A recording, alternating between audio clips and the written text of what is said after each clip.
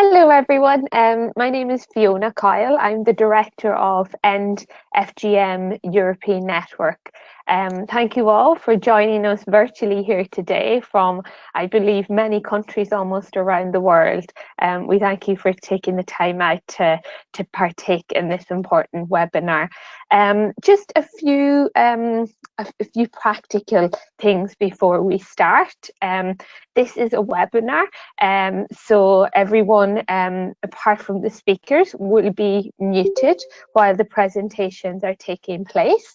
But during the presentations, if you have a comment that you wish to share or with others, or you want to start a discussion, there is a chat box on the right hand corner. It's the speech bubble, and that will allow you to share some of your thoughts. At the end, we're going to have a dedicated questions and answer session. How that will work is we will first of all look at any questions that have come up in the course of the presentations. And if you have a question, simply write question in the chat box and we will go through as many as we can. I would ask you all, when you are doing your questions, to be as brief as possible to allow for the maximum engagement. Yeah, so this webinar, FGM, this week I had the honour of being in Burkina Faso for a high-level dialogue on FGM, and I was reminded of a really key phrase when it comes to this topic, which is a girl should be two things: who and what she wants to be. And I think that sets the scene very nicely when discussing the topic of female genital mutilation. For those who aren't so familiar, there are many terms that you will hear in different contexts, in different countries, that refer to female genital mutilation. But there is an official term which states, it's a WHO term, that states that FGM relates to all procedures that involve the partial removal of the external female genitalia or other injuries for non-medical purposes. There are 200 million women around the world, well, in 30 countries. 200 million women refer to a study in 30 countries, so it could be many, many more, that are survivors of FGM. And each year, many young women, it's mainly girls, are at risk of undergoing this procedure.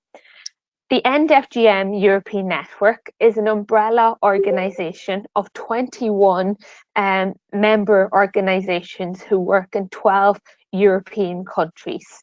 Our members work with communities to engage with them on the topic of FGM. FGM and FGM survivors it's a transnational global issue, and in all parts of the world it touches, including here in Europe.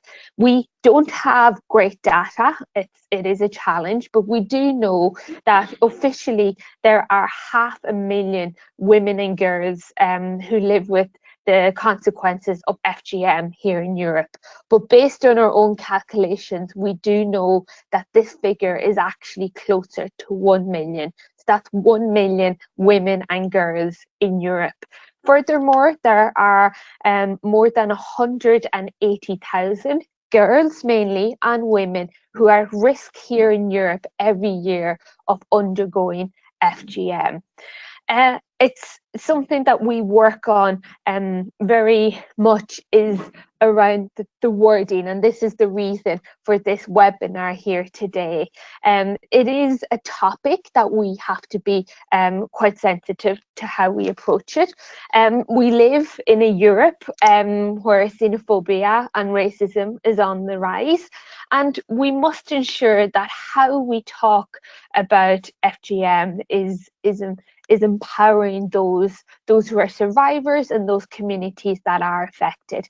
And that's the reason we're here today, is to really see how we can talk about FGM in a way that is empowering, a way that is informative, but that we are doing no harm, that we are really non-stigmatizing and non-discriminating in the process.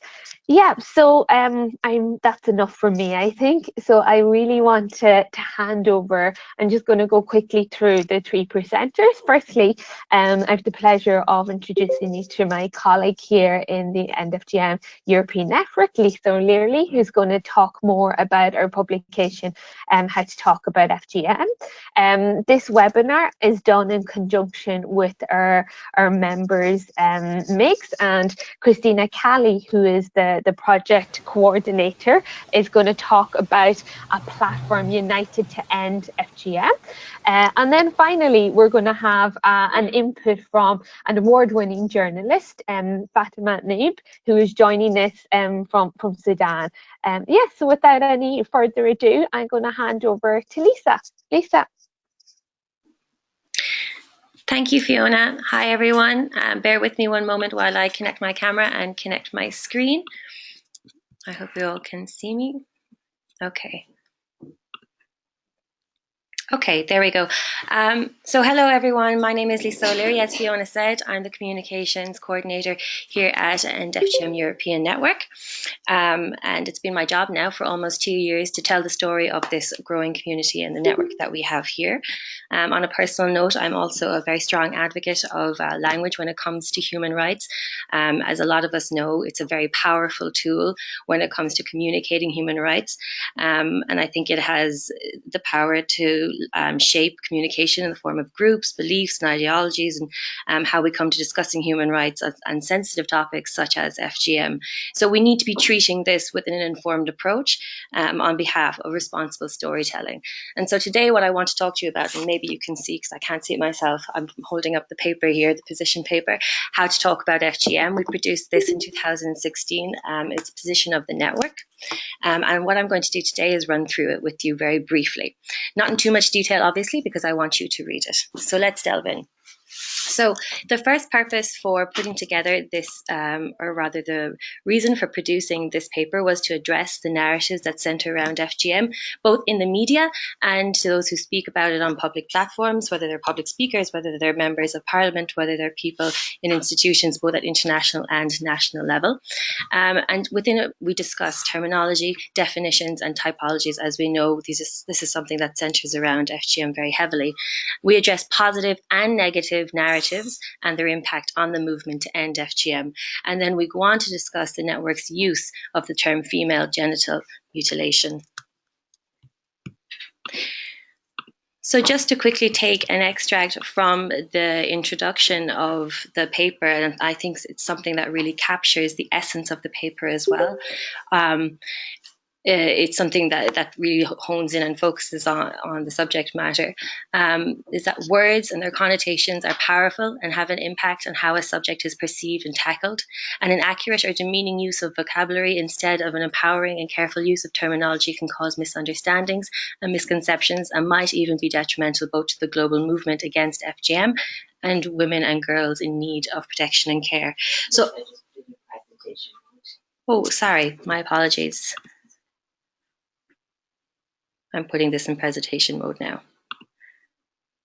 There we go. Hope that looks better for all of you. So already we see just from this extract of the introduction that the paper very much tries to capture the essence of words, languages, connotations, and the power that is behind them.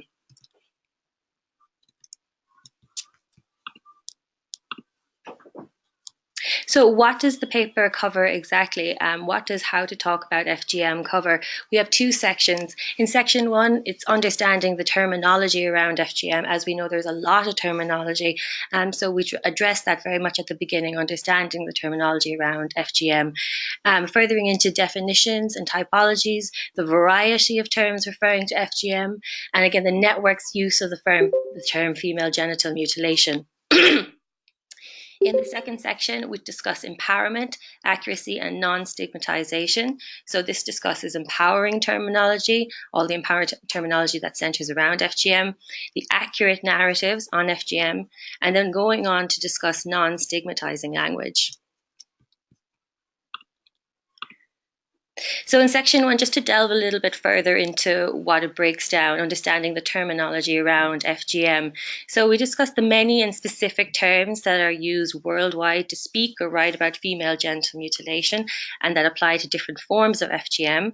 The term FGM being both an awareness raising and advocacy instrument and an empowering and self-advocacy tool, discussing that a contextual use of terminology is applied when working directly with and within affected communities and to avoid alienation. So, depending on the target audience, what terminology to be using.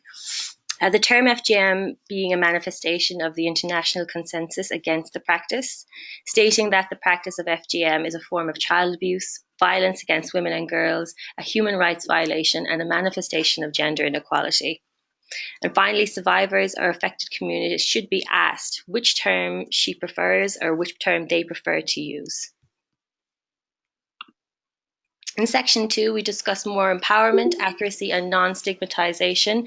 In the breakdown here, we discuss how all forms of FGM are physically, psychologically, and emotionally harmful, must be banned, that FGM has no health benefits, a medicalized FGM procedure is at least as harmful as the traditional one, suggested compromises on FGM belittle and the adverse impact of certain types of FGM on women and girls, and abandoning the use of euphemisms when referring to certain types of female genital mutilation.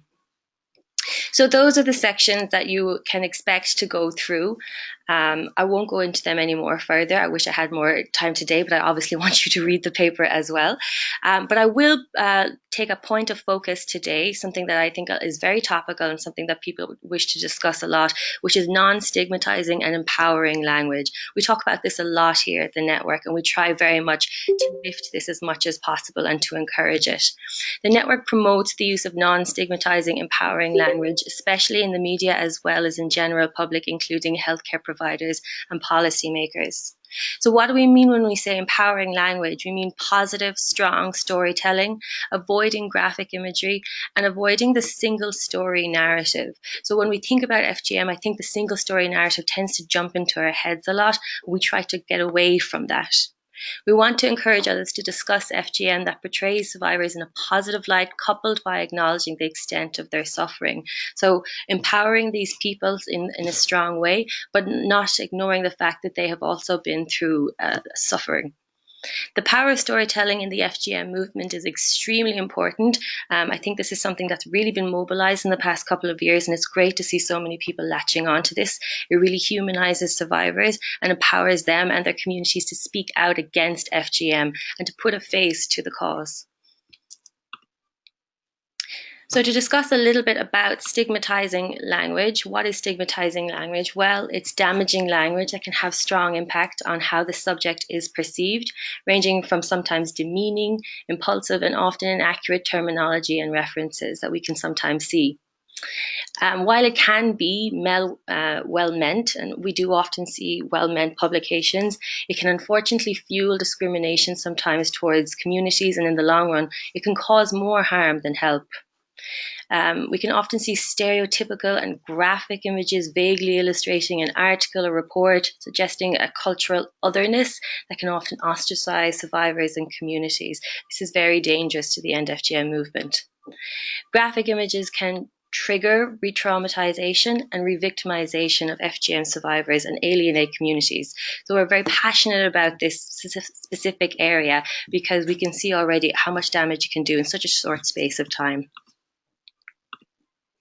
To conclude, I just want to take some of the essence points away from the paper, some of the things that stand out a lot when thinking of it myself, and that is to avoid objectifying survivors as passive victims, avoid minimizing or trivializing a survivor's suffering and the consequences of FGM on her health and well-being, avoid graphic details as far as possible, and then promote the use of positive, unifying, and empowering language and images, emphasizing that FGM is a human rights violation and a form of gender-based violence. So for all of those who wish to read the paper, and I absolutely hope you do, please go to our website in our resources section, so www.endfgm.eu/resources. The paper is available in French, Italian, Spanish, Finnish, German, Dutch, and Greek, as well as, of course, in English as well. So thank you very much, everyone. I'm going to now move on to the to United to End FGM platform coordinator, Christina. Yes, Christina, I'm just going to unmute you now. One moment. Yes, go ahead, Christina. Thank you. Thank you, Lisa. Thank you, Fiona. Thank you very much, everyone who is joining us today. I would like to start my presentation by summing up on what Fiona and Lisa just presented, that as members of the NFGM European Network, ourselves as a Mediterranean Institute of Gender Studies, but also part of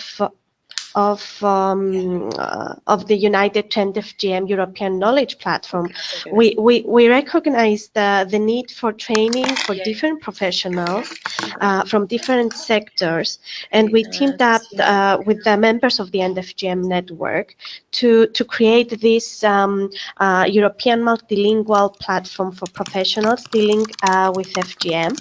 I would like to start by showing you the video, the promotional video of the platform that will give us a short overview.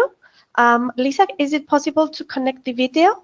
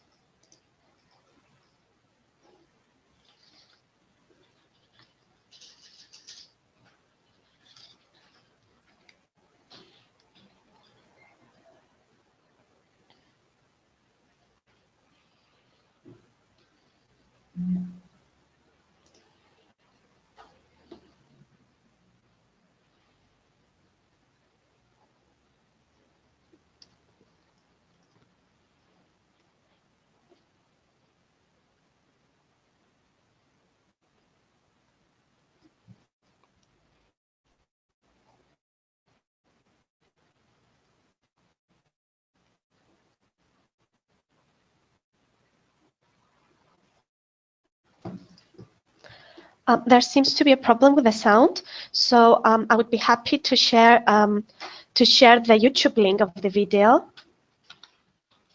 Hi, Christina. So there's a problem with the sound. Maybe if you can share the link, yeah, perfect, inside the chat window so that everybody could watch it. Yeah. Yes, just a second. Sorry for the delay.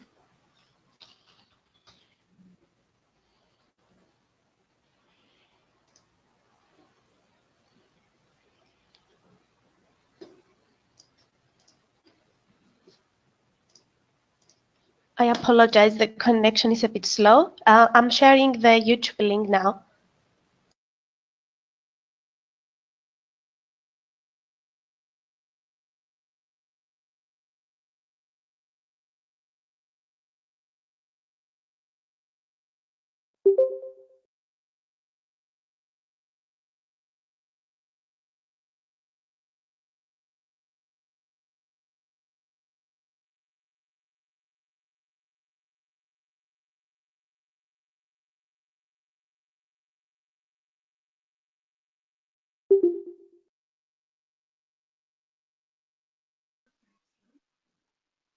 Hi, Christina. Would you like us to watch it now, or would you like us to watch it afterwards?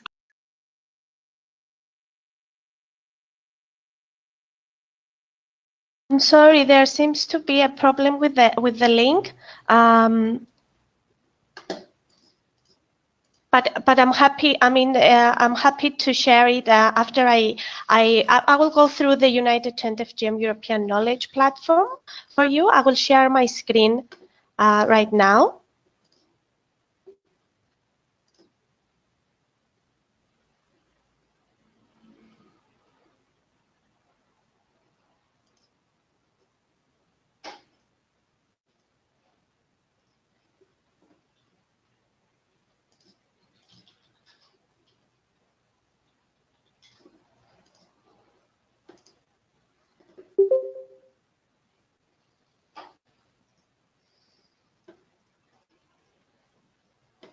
Hello. So this is the front page of the United Trend FGM European Knowledge Platform. Like I said before, we teamed up to provide different professionals with cost-free comprehensive e-learning courses for health professionals, asylum service staff, law enforcement and judiciary, social workers and childcare workers, youth workers, NGOs, women's organizations, but also media professionals. And that's it's our pleasure to share with you today this tool. Apart from the e-learning options, you can also go through country-focused pages for 11 EU member states, where you can see the state of the art with regards to policy, services, and key facts on the subject. And also, if you register, you're able to register from your home. You can go through the stream, the sixth stream, which is for media professionals, and there are two foundational modules: the introduction to female genital mutilation, FGM, understanding gender and social dynamics. You can choose an elective module out of the 13 modules we can offer. And also, we can offer communication and reporting about FGM online module. It doesn't last for a long time. One can go through it in a day. And at the end, apart from the fact that you can enrich your CV and can help your professional development, you can also print your certificate at home. Just to go through some of the learning objectives of the module. Apart from providing you with key aspects of the role that media have in preventing FGM and raising awareness, there is a range of information provided to you, from the power of image to non-stigmatizing communication practices, but also key legislation and policy that media professionals and communication professionals can make use of these tools to provide non-stigmatizing and non-discriminating information to the public. I would like to invite you now, since we have I would like to invite you to watch the video. You can see the link in the messages section for the video, and I will also share the link for the platform, the United to End FGM.org. So I will give you 3 minutes to go through the video, and I'm here to answer any questions you may have.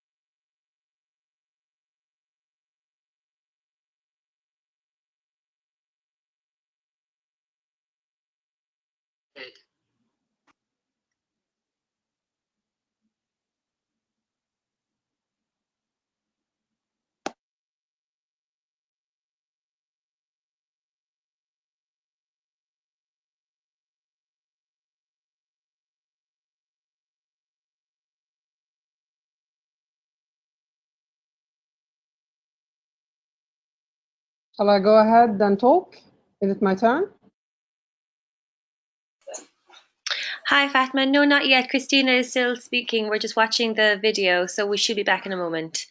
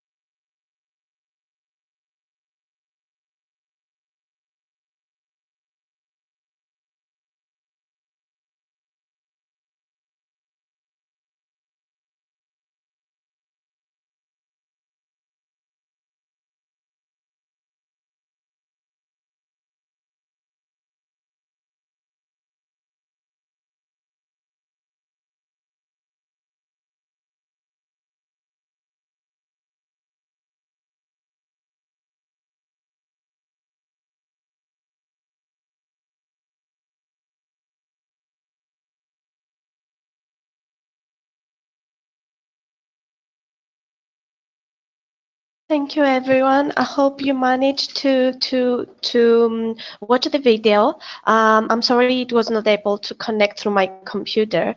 So going back to conclude, I wanted just to conclude, and I will give the floor for questions later on at the end with the rest of my colleagues. The module is very important in the sense that it can help communication professionals, but the documentary filmmakers as well, journalists, and anyone who is willing and comes in contact with the subject directly or indirectly, and providing appropriate terms to use when communicating about FGM, being aware of the ways in which media can affect public awareness, and be alert to the stigmatizing and traumatizing effects of certain words.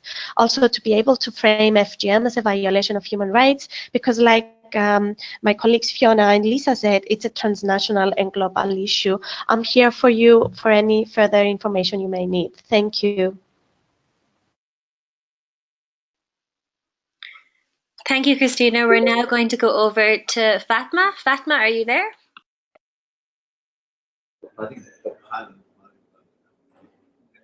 Yes, I'm here.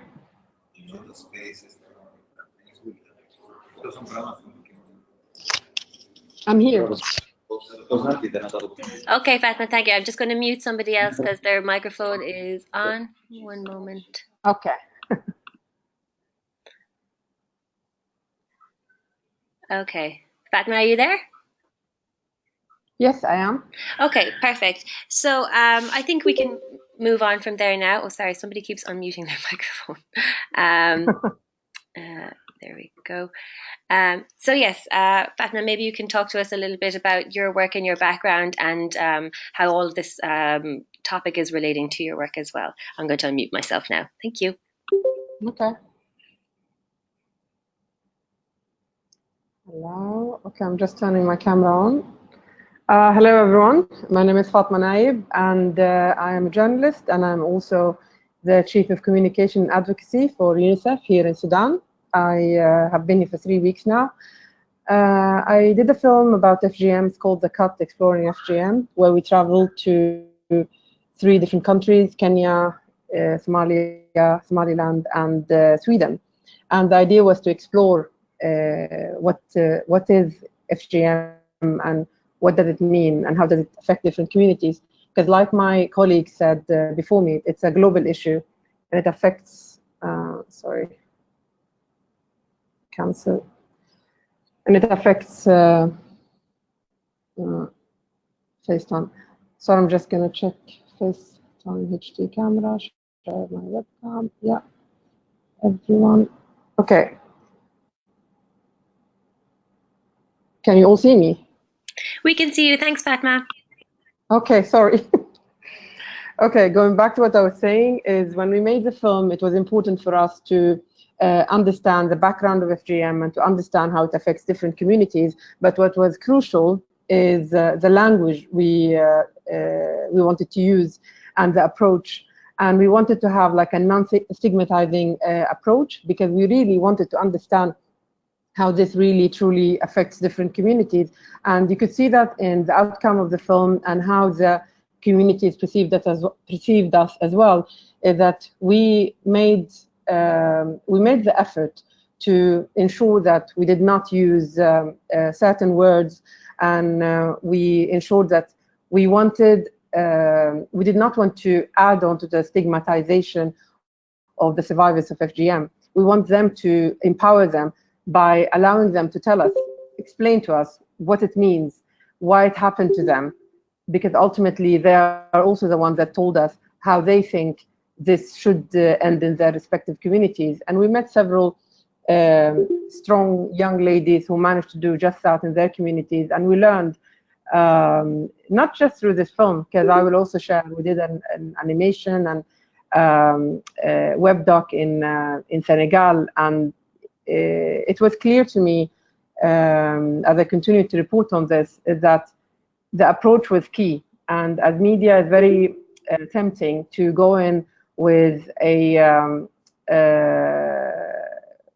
to go in and to expect that, okay, this is how it is, and to approach it from like a top down, and the people, they feel it. And by doing that, you alienate them and you actually add to their stigmatization. So in our film, you understood what it meant, and people felt connected to it, even although they didn't go through it. And we did not show a single frame of anyone being cut, because there's no need. By giving the platform to people and by letting them tell their stories in their own words, this is the approach that I believe that when reporting on FGM, it's important. The language is key. I prefer not to use mutilation. I prefer to use cutting, although we know the outcome is the same, but I strongly do believe that every parent does not want to harm their child. And in order to understand why parents do it, we have to also come from that approach, trying to understand why they are doing it. And when you come from the approach where you're already judging and saying that you did this because you wanted to mutilate your child, then you're not going to go anywhere. And as a journalist and a storyteller, you want to dig deeper, and you want to have an understanding on why this is the case. So, like my colleague said previously, it is important to use non-stigmatizing language. It's important to empower the survivors and not use our own prejudice when it comes to FGM, because it's a global issue. Many people assume that it only happens in one part of the world, and it's often Africa, but it's not the case. It's been recorded even in some parts in Latin America, the Middle East, Asia, and also here in Europe. So it is a global issue, and it's affecting 200 million women. And if we are going to understand how we should stop it, then we need to change our approach. And as media, we do play a big role in the reporting of FGM, and it's crucial for us to take a step back and change the way we approach those stories, and not go for the single narrative of, okay, this is a victim, this is what's happened to her, and showing these gruesome pictures. And they're victims, but I see them also as survivors. And everyone has a different story. Every culture does it for different reasons. So it's important not to use like one blanket answer for every FGM survivor, it's important not to make that assumption. And when you report, every country will have a different approach. So you need to, as a journalist, it's important to come with an open mind. And don't misunderstand me. We are not saying that the outcome is not harmful. Yes, it's harmful, and no matter what the explanation is and the cultural context, etc., it has to stop. There is no, we all know this, that there's nothing good in it, and it has to stop. But in order for it to stop,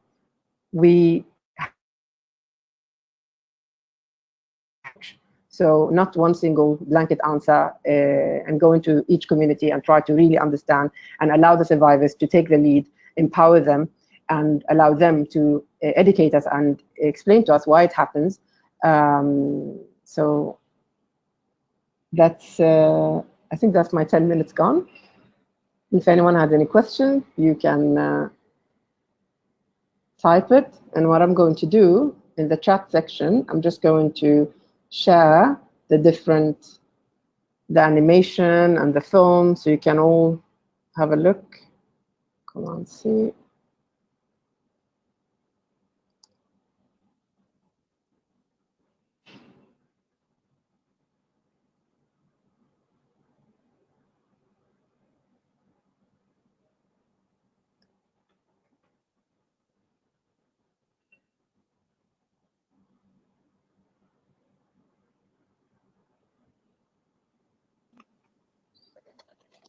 So I'm going to jump in here again. Thank you so much to all three of our wonderful presenters. I found it very engaging and very informative, as I'm sure others have as well. I think some of the key messaging that has come out across all the presentations is, you know, the nature of FGM, and I think Fatima put it very well in her presentation, that this is a practice that is done all over the world, from Asia to Africa. We see it in Europe, in India, also in the Middle East, and each culture has their own unique reason. And I think it's to end FGM and to eradicate it, it's not an individual it's not an individual action, it's a collective effort. And I think that how we talk about FGM is very much part of that collective effort. So I think it's really important. I think the non-stigmatizing came out across as well, that, you know, these are women. They're not the fact that the woman has undergone FGM, it is not, that is not the only thing about the person. You know, certainly the survivors that I have met, they're activists, they're mothers, they're wives, they're partners, and they've got many other facets to their characters and to their lives. So, you know, the victim narrative, I think, is one that we kind of need to move away from. So what I'm going to do now is to look at the questions that are coming up. My colleague Lisa is going to unmute people so that you can share your thoughts. The first person is Elam. So Elam, I know you have a few questions there to Fatima. So maybe because you've already typed them, that Fatima can answer them. So the first question is the main reason behind the choice of mutilation and cutting, and is it a personal choice? Elam is saying in relation to mutilation and cutting. I think maybe to answer that first of all, and then Fatima can come in as well. I think, you know, we do have kind of two broad schools of thought on FGM and FGM see. I think as a network, the network and our members took the decision to use the term female genital mutilation. It's the term that is in line with the official termination as defined by the WHO, and also our members who work with the communities. The communities certainly in some of the countries our members engage were quite strong with the fact that they wanted to call it what it is, which is female genital mutilation. Now, in other parts of the world, I know in the US, it's very much often referred to as female genital cutting. I think Fatima might talk about the reasons that for her that cutting is a better term, but for us in the network, we do use female genital mutilation. Fatima, I'm just going to hand over to you. Lisa? Thank you. I do use female genital mutilation as well. I do prefer to use female genital cutting, and the reason is, and again, that's my personal choice, is because I believe that the intent is not to mutilate, so that's why I prefer to choose cutting. But I do believe mutilation as well, because at the end of the day, the end result is mutilation. So it's my personal choice, but just to make it clear, I also do use FGM. And there is a second question. Do you want me to answer it as well, from Gillian? Okay, Gillian, I looked at the question, and to be honest with you, I understand, but when you think about it, we also report on rape, we also report on pedophilia. We don't show, you don't have to show these details. You still as a storyteller, you can actually, people still understand the impact and the horror of rape and pedophilia without having to show it. So for me, I don't think that FGM should be treated any differently, because it's another form of abuse. It's another form of control, and we don't have to show everything. You can still, like I said, in our film, you did not see a single frame of anyone being cut.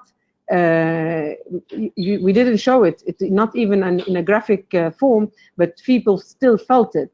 And the way we approached it is that by empowering Noor, sorry, my daughter, by empowering Noor, can you go snälla? Okay, I'm sorry, 1 second.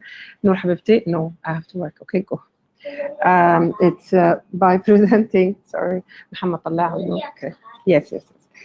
It's by empowering the ladies the survivors who've gone through it, by letting them take the lead, and by letting them tell you, I'm really sorry, I'm just gonna let her be here, so don't let her distract you, okay? No, ما تعمل zinka, okay? By allowing them to take the lead and for them to tell you what it means, how it affects them.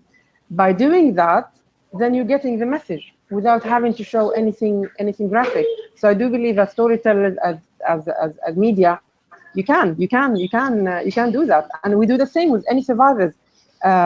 Bring them, let them take the lead, let them tell you what it means and what it does to them, how it affects the daily life. That's one way to really get the message across.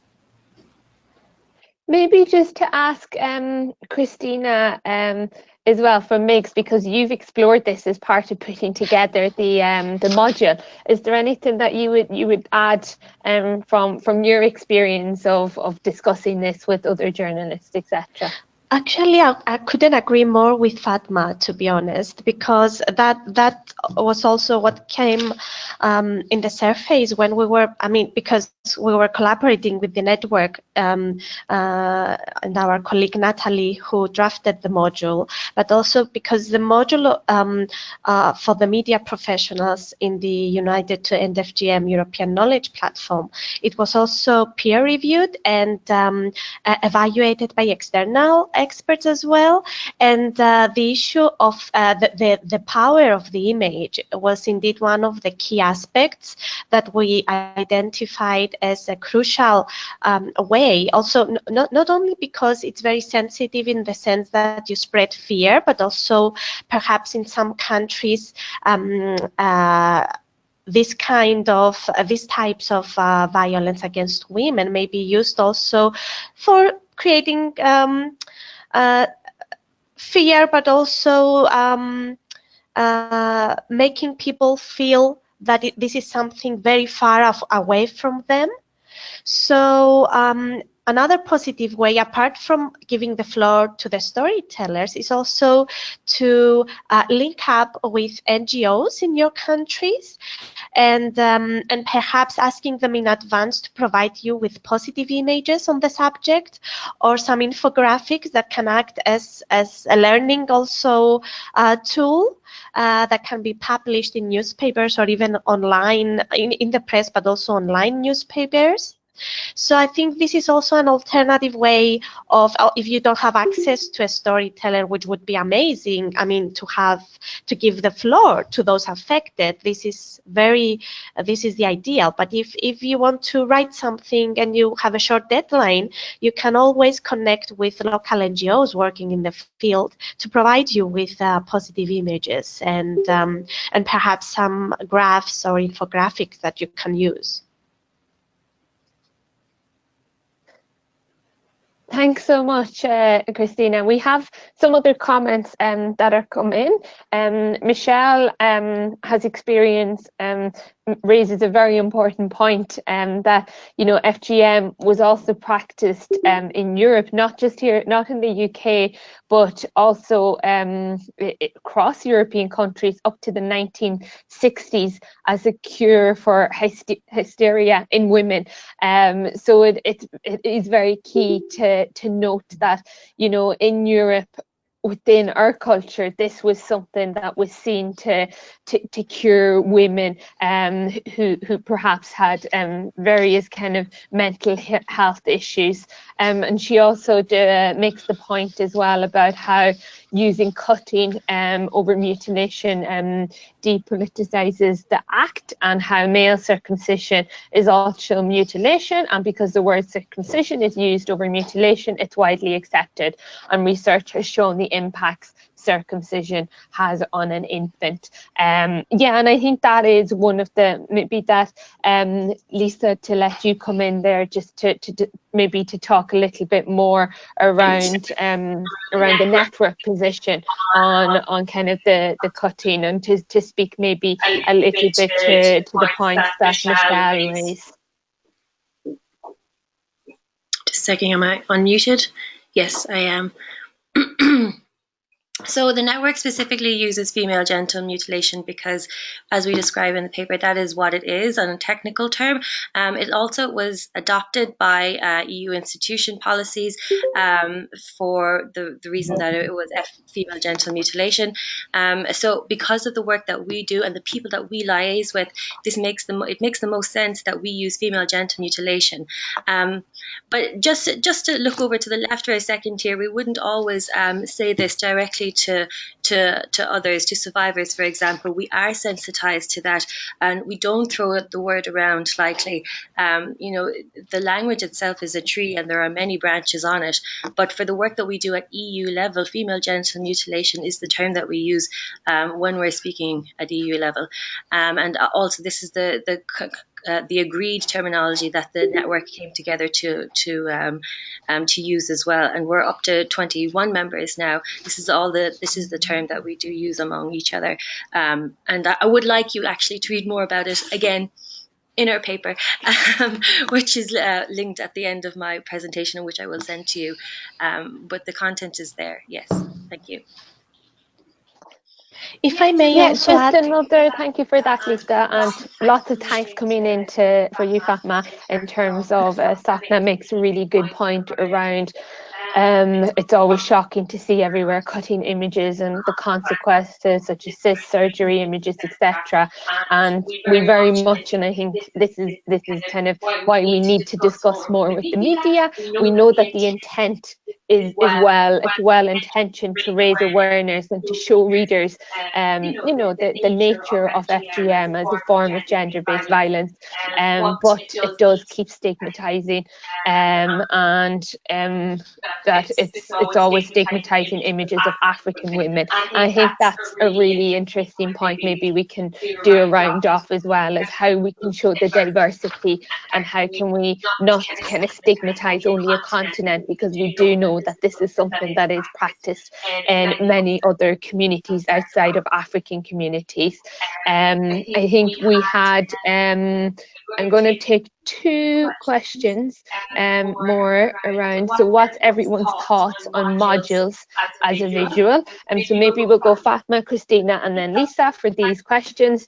There's three: what's everyone's thought on modules? And someone is saying, am I right in stating that FGM is actually stated in the CEPA, which is the Convention for the Elimination and Discrimination Against Women? I hope I have that right.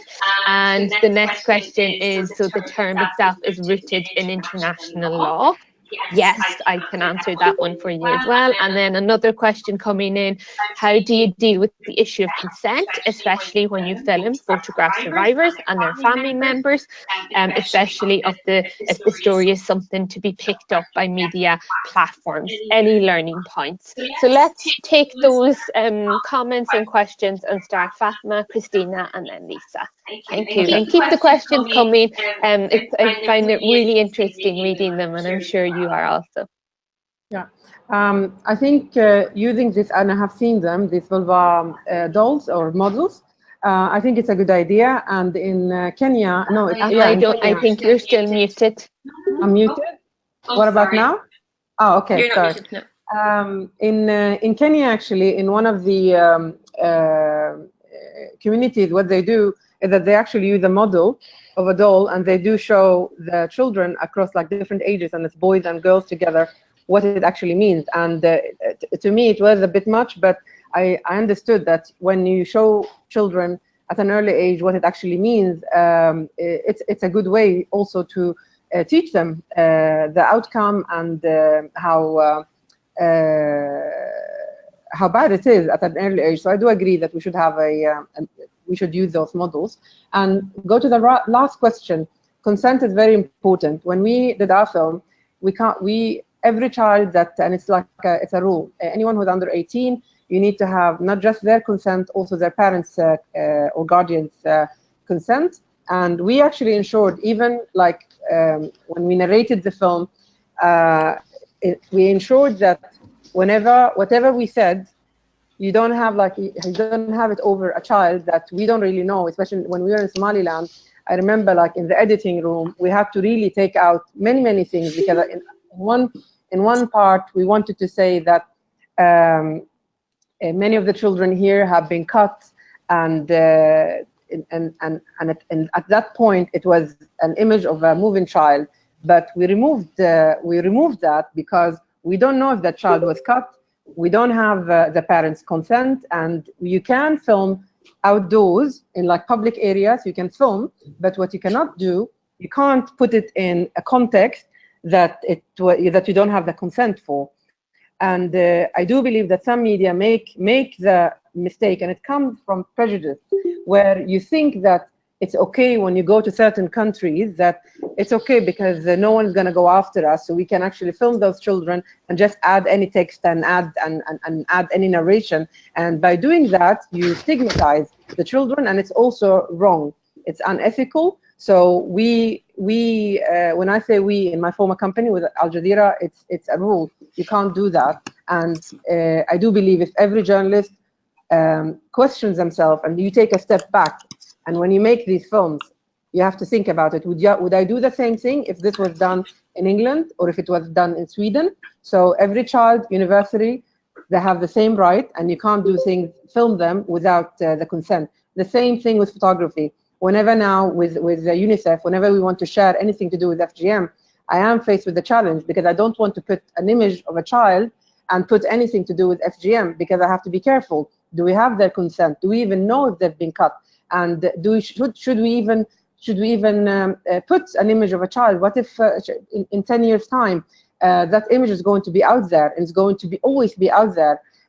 So these are things that we really have to think about. And at the end of the day, when you think about that, the interest has to always be, the child has to be at the center, and we have to like really protect their right. Then it would make things a lot easier for us to come to a conclusion. Okay.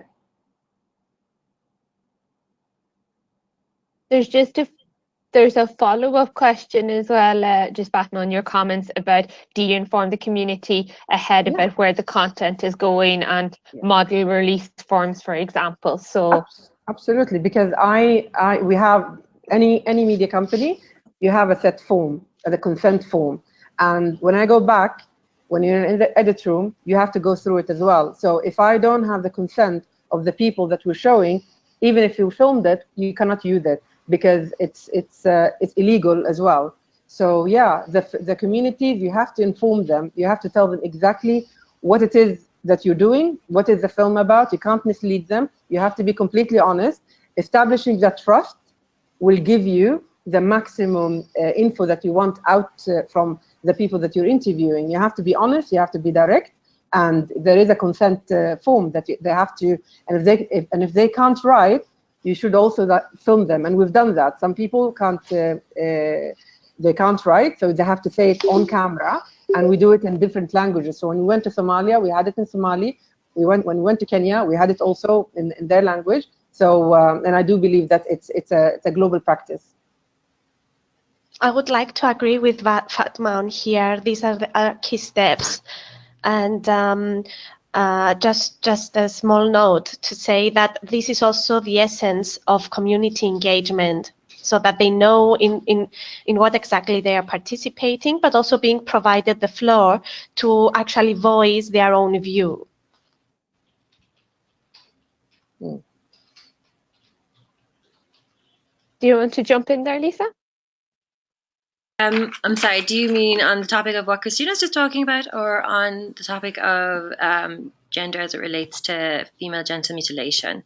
Just to know all the comments that have come in so far, yes. just to hear your thoughts. Thank you. Well, the first thing I want to just quickly jump back to is there was a question there about what we think about the use of models.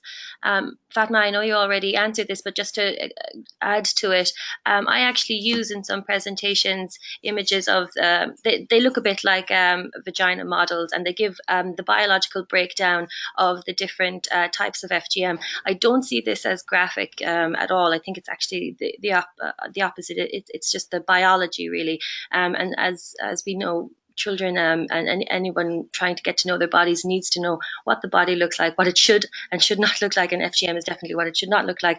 So this is actually extremely helpful. I definitely encourage this. I don't see it as graphic at all.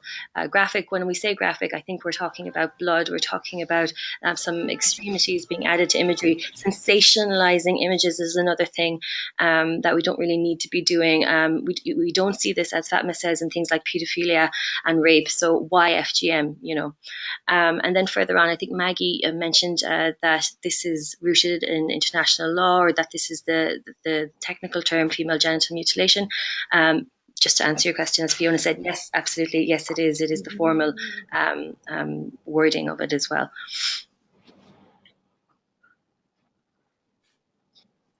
Okay. Thanks. I'm going to take another. Oh, Fatma, you want to come in? Yeah. Can I answer this question about religion? Yeah.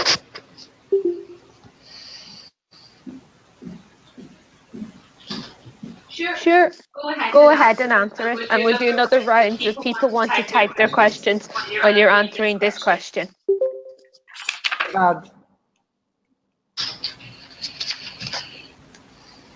Sorry. Can I go ahead? Can I answer it? Yeah. Fiona? Yeah, okay. Yes. Sure. Okay, in regards to why we did not include the religious aspect in the film, everything in one film. We wanted. Oh.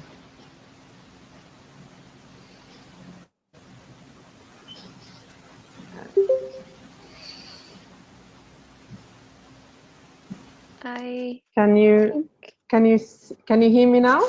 Yes, you're back now. Okay, I'm really sorry. The connection here is not the greatest. No, I just wanted to quickly answer Mohammed. In our film, we did not want to focus on religion. We just wanted to understand from the survivor's point of view, from each community, why it happened to them and what they have done in order to make it stop. And it's very crucial for people to understand that there is a misunderstanding that it's only practiced in one community and one religion. It's not true. And yes, I do agree, religious leaders do play a role in the community where religious leaders use it as a tool to say FGM should be practiced. But as you could see in our film, Muslims in Kenya, they're Christians. Still, they're both practicing it for different reasons. So going back to what I was saying, it's important to look at each community differently and also to not use the single blanket answer. For example, FGM is not common in Saudi Arabia. In Saudi Arabia is Sharia practicing country. So for me, in our film, we did not need it. But yes, I do understand. For some is a strong aspect. Oh, I think you lost me again. We can hear you. Oh, you can hear me. Okay. So yeah, I think I answered his question. I don't feel that religious aspect was missing from our film because that's not what we. It was not needed in that film. But I'm not saying that it's not something that we can take advantage of, where it could be an important tool to eliminate FGM in the different communities. I would use whatever tool that you have that would ensure that FGM is eradicated. Look at the different communities, listen to the people. If they tell you religion is key, then use religion and the religious leaders to end it. But let's not assume that it's only practiced by one religion and it has any religious basis, because we know it doesn't. Thanks so much. Christina, do you want to add anything on the religious question that was answered maybe in a broader context? In the broader I don't have something else to add, but just to say that in the e-learning course that we offer in the United Trend FGM European Knowledge Platform, there is a specific module as well on the cultural aspects of female genital mutilation, which I think may be extremely useful for you to be able to connect the pieces between communication, but also community engagement and the gender norms, the cultural norms around it. Because I think community engagement as well is also a part of the learning streams of the different modules, which can offer this a more comprehensive view on the subject, because all these little aspects interlink, but also FGM is not always linked to religion, like Fatma said. So it's important to see each community differently. Yeah. I will send you the link where the course and the modules are described, where you can also see what suits you better. Yeah, I know some people who are calling in by phone as well. So I'm happy to open up for questions and comments if people want to speak. It's also okay, but yeah, so maybe if you could let me know if you would like to make. And also there's a comment that I think Lisa might want to come back to around, I think it's just a framing of words that Evelyn is saying that showing the body should, or in the case should not look like comment. I'm not sure about what would be the benefits of showing the images. So do you want to come back on that, Lisa? Because I think you meant it maybe more broadly, that there's not a certain type of what a body should look like, but more so that people we need to understand that the bodies are not what we see on Instagram or Facebook, etc., that there are many forms of body shapes, etc. out there. No, absolutely. If anyone's going to agree with that, there's a variety in so many bodies, it's me. What I mean is that absolutely, a vagina should not have stitchings in it, or should not have the parts of the vagina removed, and that's exactly what those models portray. That's why they're so helpful, because they're not graphic, but they also show the different stages and types of FGM, from type 1 to type 4, and this is not how the vagina should look. So this is giving a breakdown of what they should look like, what they look like with FGM, and this is absolutely not how they should be looking. But as regards to how bodies should look, no, there's so many different types of bodies out there. Of course, stay off Instagram. Thanks, Fiona. Yeah, I have a comment to talk about on the FGM in Nigeria. Hello. Hello. Yeah, my name is Yeah, my We name can is hear you. Vincent. If you could My name just is speak up Vincent a Kinik. little bit. Yeah, my name is Vincent Enike. I'm one of the FGM champions in Nigeria, and I've been working in community for 2 years now.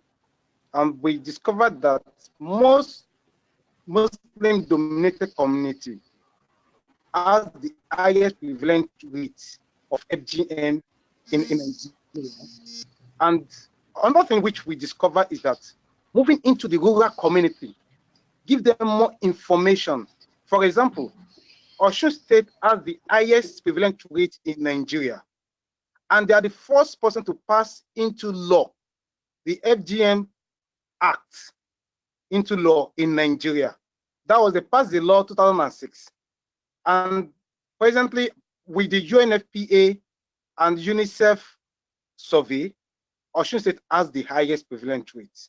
And my organization will be trying to work into community, having a voluntary work, going to the community, talk to people one-on-one, going with a local drama to make them to know that ending this FGMC will be the best for them.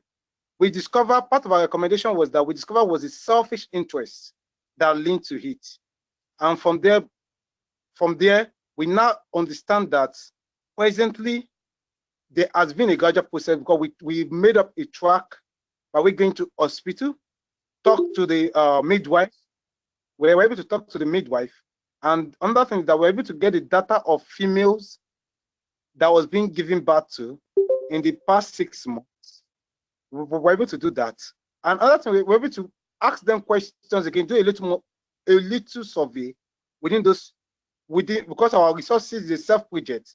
Our resources can just only limit us to a local government, that we can just pick up to like five government hospital, a public hospital there, and we're able to get their data for a month and let us to know how many children have been mutilated when they come back for the antenatal.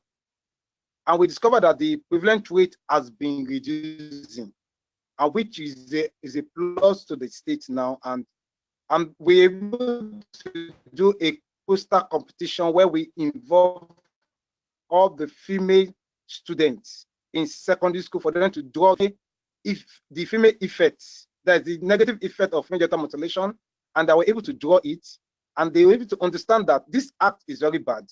And we've discovered that a lot of the act has been reduced, and we're moving down to more communities. And this act is more obvious in the rural community than the urban. Let's try to move this campaign to the rural community, where all this out-to-reach community, where to the major city, you drive almost an hour, you can't get a network on your phone. These are the out-to-reach community where this practice is more prevalent. When we go to the urban community, majority of the focus have been on the urban community for years now, and people have been concentrated on the urban community, where people are out to reach, where evil acts are being practiced without nobody knows about it. And they believe that it's being practiced there, and before you get to the outside the community, you spend up to an hour, and people believe that we've forgotten about the act. Let's move this campaign down to the rural community. Let's get organizations that can volunteer themselves and their personal resources to move down to the community. Vincent, I'm afraid the line is breaking up there.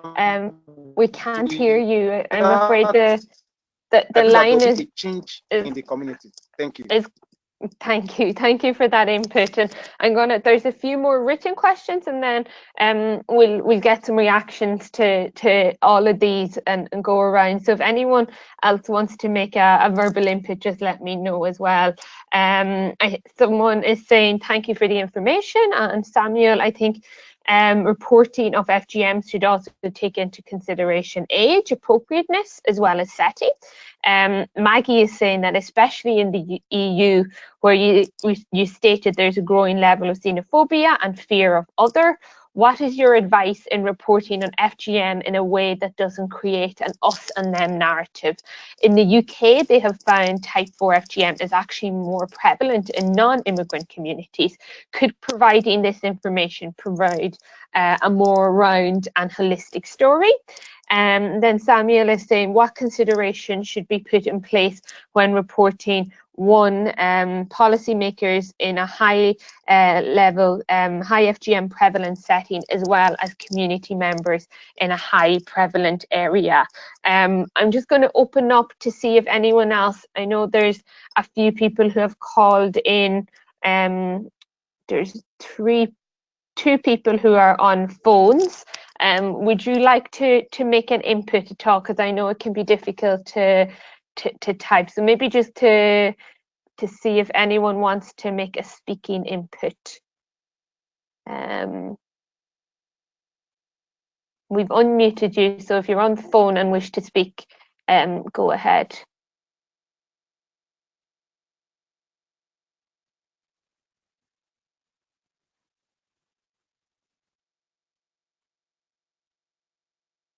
Okay, people are listening intently to the conversation and the questions. But yeah, so let's do a round. Let's start maybe with Christina this time, then Lisa, and then Fatma to mix it up.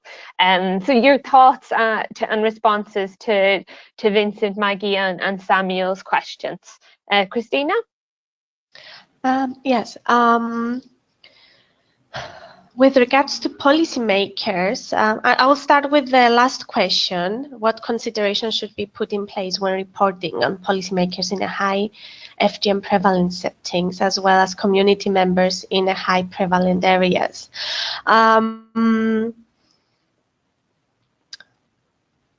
would say that I think the most important thing is to again link up with lobbies in a country. I'm not quite sure what if we mean high prevalent areas in Europe or outside Europe. I'm not sure what the question exactly is, but it's very important to link up with different civil society lobbies that can provide you with a more holistic approach on how to push for policy change as well, but also make sure that these lobbies take on board the community's opinions and views.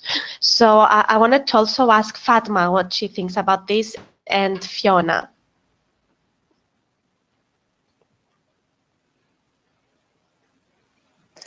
Yeah, no, I think in terms of I think the thing that I found is most important is that different language is used to you know, I think Lisa put it very well, that FGM is this tree of language, and when talking to different people you do use different language.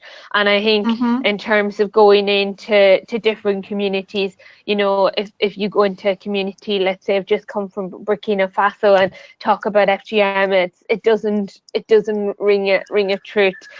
So you do have to frame the language to whoever you are speaking to.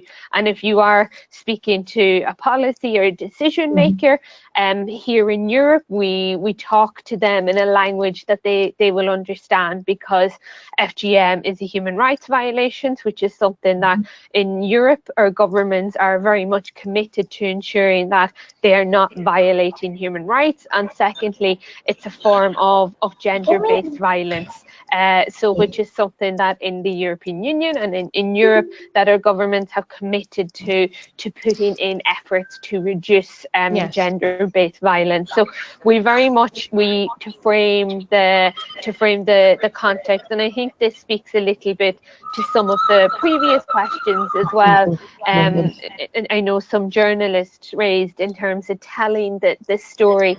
I think the narrative that we need to develop collectively, a stronger narrative on FGM. We need to see it as not only a health issue. Fundamentally, what FGM is, it's a tool of the patriarchy. You know, this should be viewed as very much, it's a gender issue. And all the different cultures that it's being practiced, it is seen as a tool of suppressing women. And we've seen it in Europe, it was seen as a way of, you know, of hysterical, emotional women is, you know, language that we see today in society describing women in a demeaning way. This is why FGM was practiced. Those hysterical women, we need to cut them. It's in different societies. The root causes is gender inequality. I think is at the core of this, and this needs to always be the narrative. You know, if we eliminate and eradicate gender inequality, we will be able to eliminate FGM as well. But Fatma, is there anything you want to add? No, it's exactly what you said. The approach has to be different depending on whom you're speaking to, and it's also important to think of this, that FGM or FGT, it is a form of practicing patriarchy, and it is oppressing and harming women. So, and it is a human rights violation. It's not just a health issue. It is, yes, a health issue, but it's not just that. Because we know that it affects us in every single stage in your life, and it's important. I think the world would start to take it seriously once you regard it as a basic human right violation. So in a way, I do understand why the language has to be hard and direct as well, but that's with the policymakers. But when you speak to the communities, I think it's important to look at the community that you're approaching, because you need to gain their trust, you need to get the access, you need to engage with them. Language. Exactly. You need to speak the same language, exactly, in order for you to kind of understand where they're coming from. And you do that with differently depending on the community that you're approaching.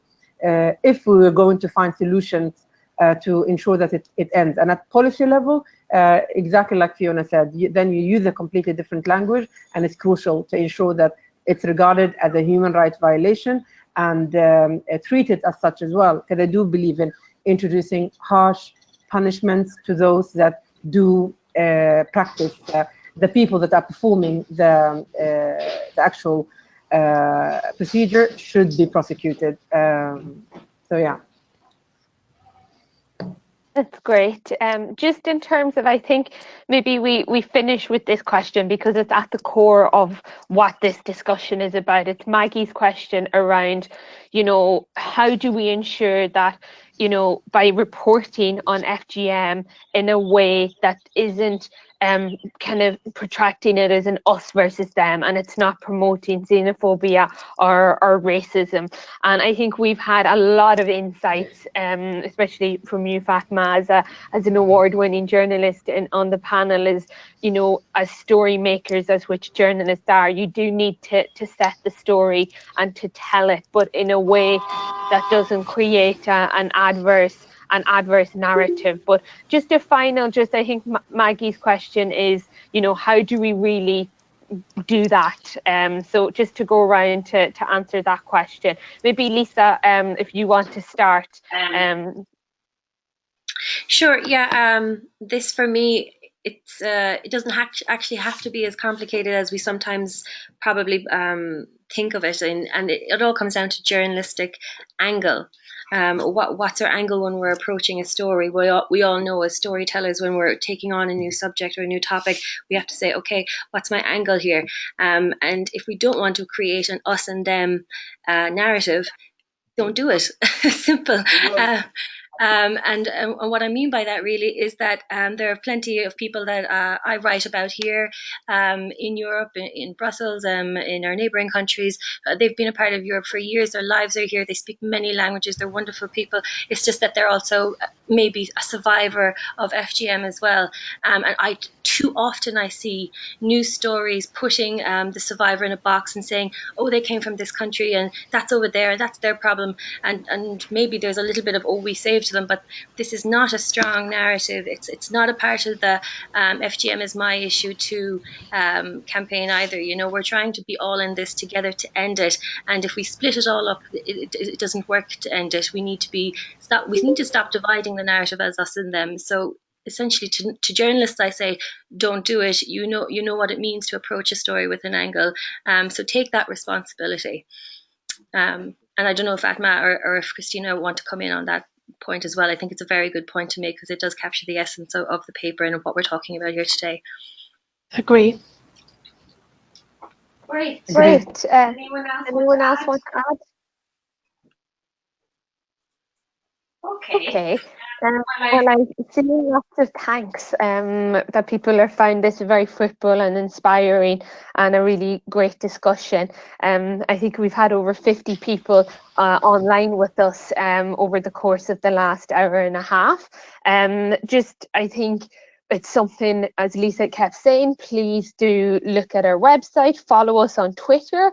If you do want kind of inspiration, we do regularly retweet good examples of articles and of documentaries that frame this. So please do follow us. And also just to highlight some of the upcoming events of the network, for those who would be interested in Paris, I'm going to put it into the box.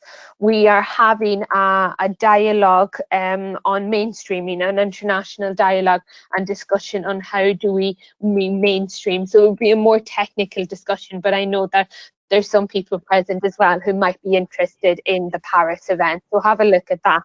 But yeah, just to say a big thank you to everyone, to Lisa, who has really helped pull this together and kept us all on track in relation to technology, to Christina and her colleagues in MIGS as well, who have been our partners in this. Couldn't have done it without Our pleasure. And to Fatma as well, and who has just moved very recently to Sudan. Thank you so much for taking the time out of what is probably a really hectic time for you personally. And I think all of your insights were very complimentary. Anyone who has any further questions, please just email us. We're here to help, we're here to engage. And to any journalists who are out there, just if you want any information, we have a hub of FGM ambassadors, who some of them are survivors of FGM, that we are happy to connect you with. We also have some youth ambassadors, and we're very eager to have the young voice as part of the FGM movement. So if you ever need to be connected or to be linked up with anyone, please just send us an email and we're happy to facilitate that. But a very big thank you to everyone who has been on the platform, and I hope we've answered as many of your questions as possible.